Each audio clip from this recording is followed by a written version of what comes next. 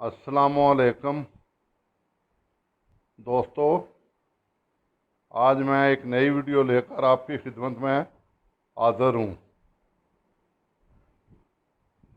Video شروع کرنے سے پہلے آپ سے ریکویسٹ کرتا ہوں کہ آپ میرے چینل کو لائک اور سبسکرائب کر لیں۔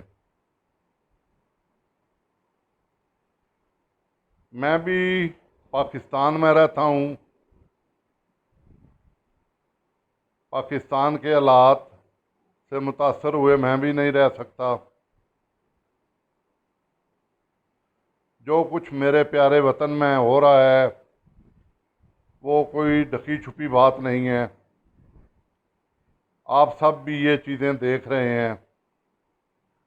ہر ایک اپنے اپنے مشورے دے رہا ہے، اپنی اپنی ڈفلی بجا رہا ہے، اسپیشلی جو سب اقتدار ہیں۔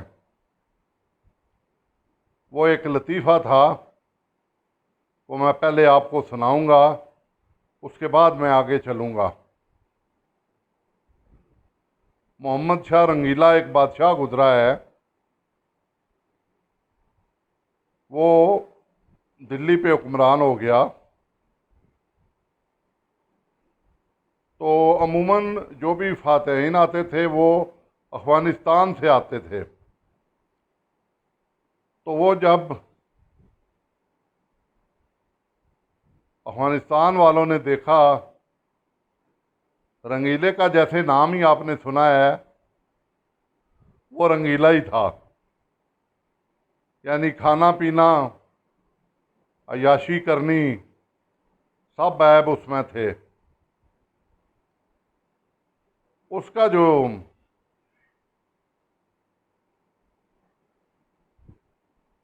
سربراہ تھا، حفاظت کرنے والا،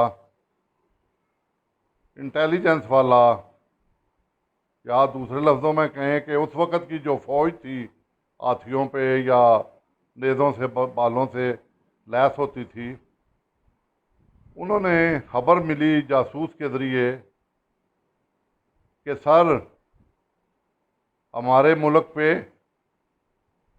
حملہ ہونے والا ہے، ہمارے جاسوس کابل سے آئے ہیں، تو انہوں نے یہ بات ہمیں بتائی ہے۔ تو وہ آگے سے کہنے لگا، حلوے کا بڑا شوقین تھا، کہتا ہے پکاؤ حلوہ اور کھاؤ حلوہ۔ قلعے کے اندر پوری رعایا کو اس نے حلوے پہ لگایا ہوا، یعنی میری بات آپ سمجھ ہی گئے ہوں گے کہ حلوے پک رہے ہیں اور کھائے جا رہے ہیں،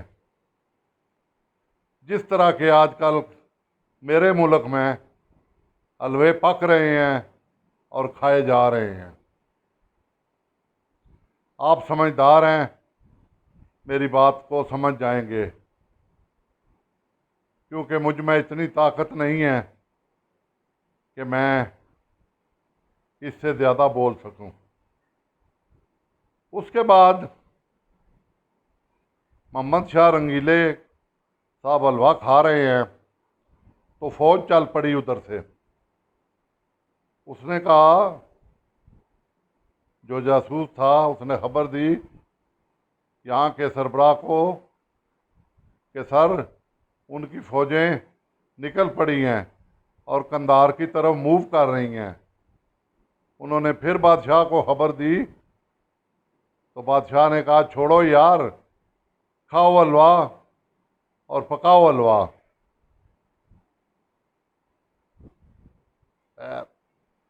وہ بادشاہ کے آگے کیا بول سکتے تھے؟ اگر بولتے تو سر تن سے جدا۔ سمجھ گئے میری بات؟ اس کے بعد وہ فوجیں قندھار سے باہر نکلیں، اور خیبر کا جو ہمارا دروازہ ہے، خیبر پختونخوا میں باب خیبر، وہاں پہنچ گئیں۔ تو اس نے کہا بادشاہ سلامت، اب تو وہ باب خیبر پہنچ گئی ہیں۔ تو انہوں نے کہا تمہیں کیا تکلیف ہے؟ پکاؤ حلوہ اور کھاؤ حلوہ۔ وہ فوجیں چلتی ہوئیں آہستہ آہستہ اپنے حساب سے پشاور پہنچ گئیں، اس کو فتح کیا، آگے چلنا شروع ہو گئیں۔ اس نے کہا، جاسوس نے پھر، یا جو سربراہ تھا فوج کا، اس نے کہا کہ بادشاہ سلامت ہمیں حکم دیں، ہم ان کا مقابلہ کریں، وہ تو پہنچ گئی ہیں پشاور سے بھی آگے۔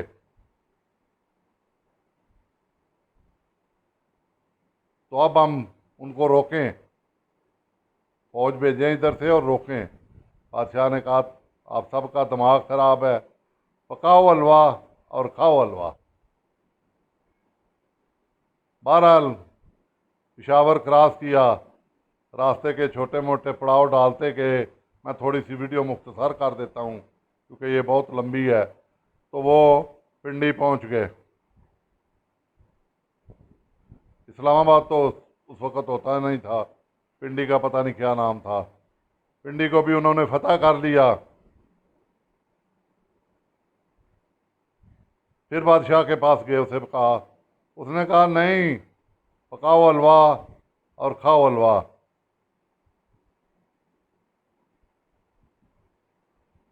وہ جناب چلتے ہوئے، اگلا پڑاؤ ان کا جیلم تھا، کیونکہ یہ مشہور جگہیں تھیں اس وقت کی۔ جیلم آ گئے، قبضہ کیا، اناج لیا، لوٹ مار کی، دانا دنکا لیا اور آگے چل پڑے۔ چلتے ہوئے تو ہمارے پیارے لاہور، جو ہمارے پاکستان کا دل ہے، جس کے لیے اب بھی میری جان حاضر ہے، کیونکہ مجھے اس شہر سے بہت محبت ہے، میری اس شہر سے بڑی یادیں وابستہ ہیں۔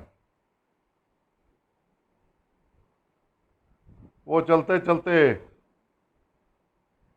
قلعے کے قریب پہنچ گئے، اپنا شاہی قلعہ۔ انہوں نے کہا بادشاہ سلامت باہر قلعے کے پہنچ گئے ہیں۔ بادشاہ سلامت نے کہا چھوڑو یار، پہنچ گئے ہیں، پکاؤ حلوہ اور کھاؤ حلوہ۔ انہوں نے وہ لمبا سا لوہے کا ہوتا تھا جس کو کافی بندے اٹھاتے تھے اور وہ دروازے کو مارتے تھے دروازہ توڑنے کے لیے۔ بادشاہ سلامت نے کہا دروازے بند کر دو اور حلوے کھاؤ۔ بادشاہ سلامت کو سربراہ نے کہا کہ سر اوپر سے ہم توپیں چلاتے ہیں، پتھر پھینکتے ہیں تو فوج قلعے سے ان کی دور ہو جائے گی۔ اس نے کہا چھوڑو، بڑا ہے پتھر پھینکنے والا، پکاؤ حلوہ اور کھاؤ حلوہ۔ تو وہ چلتے چلتے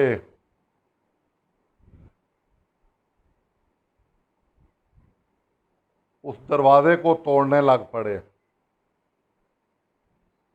انہوں نے دروازہ توڑ دیا، سپہ سالار بھاگا ہوا آیا، بادشاہ سلامت اندر گھس آئے ہیں، تو ہم لڑائی کریں دست بدست۔ اس نے کہا چھوڑو، کھاؤ حلوہ اور پکاؤ حلوہ۔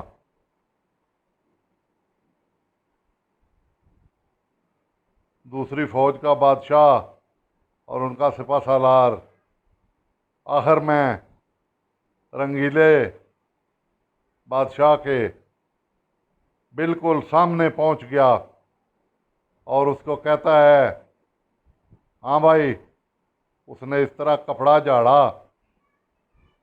اور کہتا ہے یہ لے سنبھال لے، تم لوگ تو ایسے ہو کہ حلوہ بھی نہیں کھانے دیتے۔ تو میرے دوستو، اللہ نہ کرے میرے ملک پہ یہ حلوے والا وقت نہ آئے۔ اب اگلی ویڈیو میں آپ کو اس کا حل بھی بتاؤں گا کہ ہم اس بحران سے بڑے ایزیلی نکل سکتے ہیں اور ہمارے پاس چھوٹے لیول پہ کیا کیا حل ہیں۔ شکریہ۔ اگر کسی کی دل آزاری ہوئی ہو تو ہاتھ جوڑ کر معافی مانگتا ہوں۔ میرا کسی سیاسی پارٹی سے کوئی تعلق نہیں، میرا تعلق ہے تو پاکستان سے ہے۔ پاکستان زندہ باد۔